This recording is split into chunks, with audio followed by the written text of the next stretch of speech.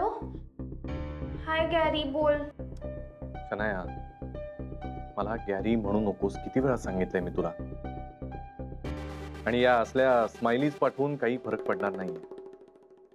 या आधी असल्या मेसेजेस वरून किती प्रॉब्लेम झालेत तरी माहितीये ना तुला. ठीक आहे, सॉरी, नाही पाठवणार परत. यार, तुझे बाबा त्यांना पाठव ना नागपूरला परत. परत मला तरी पाठव कुठेतरी फॉरेन टूरला.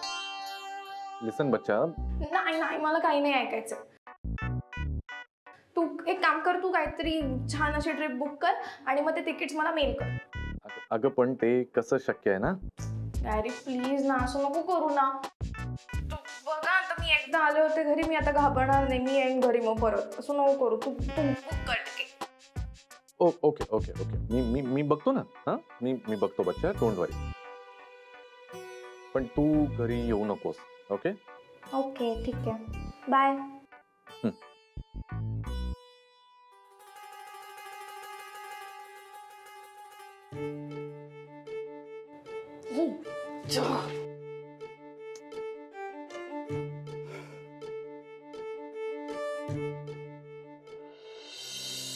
हा बघ, कळलं तुला किती सोपं आहे सगळं. आव ना, बाबांच्या ट्रेनचं बुकिंग तर 5 मिनिटात झालं सुद्धा. आता जमून जाईल मला, कारण तुझी ग्रास्पिंग पॉवर चांगली आहे ना म्हणून. ए बायांनो, ठेवा ना आता ते. चला ना जेवायला, 1:30 वाजून गेला. का चाललंय तुमचं? ओ आई, मी राधिकाला इंटरनेट कसं वापरायचं ते शिकवते आणि पटकन कळलं सुद्धा तिला. अरे वा वा वा वा, बाई राधिका, शिकून घे नव्या नव्या गोष्टी रेवतीकडनं. पहा नाही, आता रेवतीने मला ऑनलाईन बुकिंग कसं करतात ना ते शिकवलंय. बाबांचं बुकिंग झालं पण. वा वा वा वा. आता मी समोर असताना केलंयस बुकिंग, पुढच्या वेळेला मी नसताना करेन ना. यांना बऱ्याचदा ना फ्लाईटने बाहेर जायला लागतं. पुढच्या वेळेस यांच्या फ्लाईटचं बुकिंग करेन. तसं करून सरप्राईजच देईन ना यांना.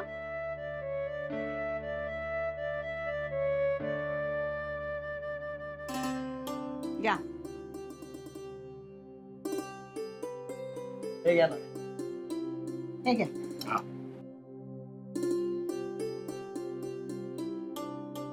वा हा वा, वहिनी पणा एकदम झकास झालाय.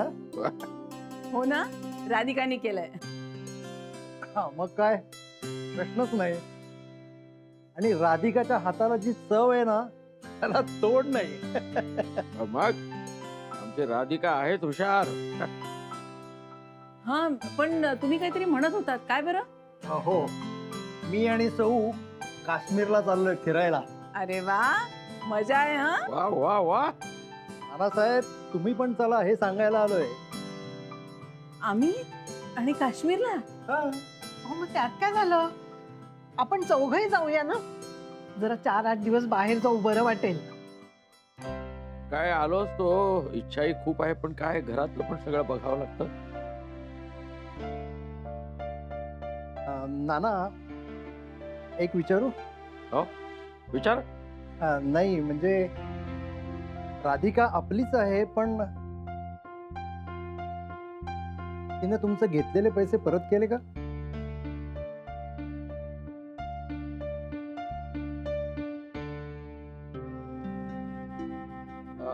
हो, केले.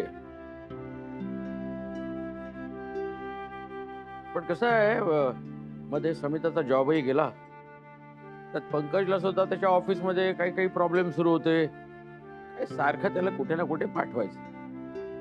तेव्हा या सगळ्या भानगडीत घराची सगळी जबाबदारी आमच्यावरच आली. आणि काय, मुलांची अवस्था आपणच समजून घ्यायची असते महाजनी. पण बघतो काय होतंय का. काय हो, अहो किती वर्षात आपण कुठेच नाही गेलोय. जाऊया ना. हो, पंकज लहान होता तेव्हा सिमला मनालीला गेलो होतो आम्ही.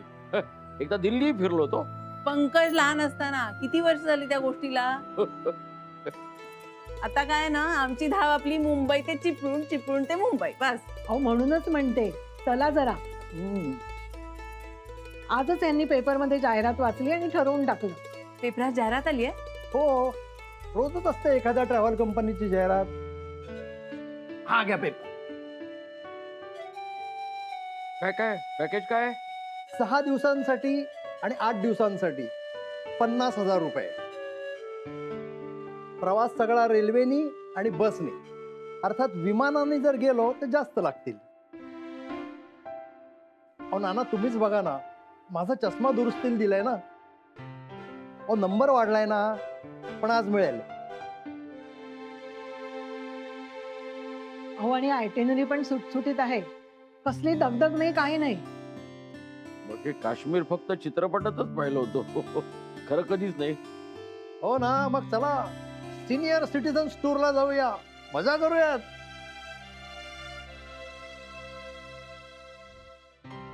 आई अरे नानीजी घरी नव्हत्या का?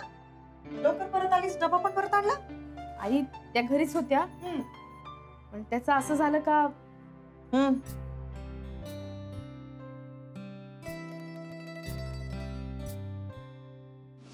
काय हो, अहो किती वर्षात आपण कुठेच नाही गेलोय. जाऊया ना. मग हे काश्मीर फक्त चित्रपटातच पाहिलं होतं, खरं कधीच नाही. वा वा, काश्मीरला जाणार का हो?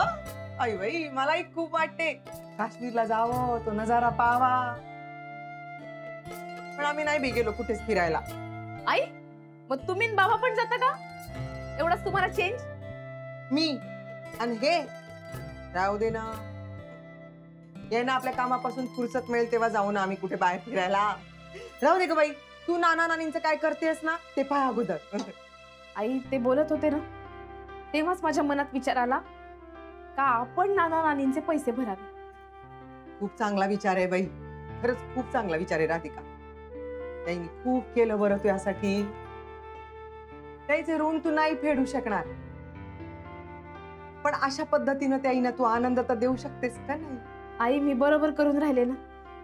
पटला ना तुम्हाला माझा विचार? एकदम 100%.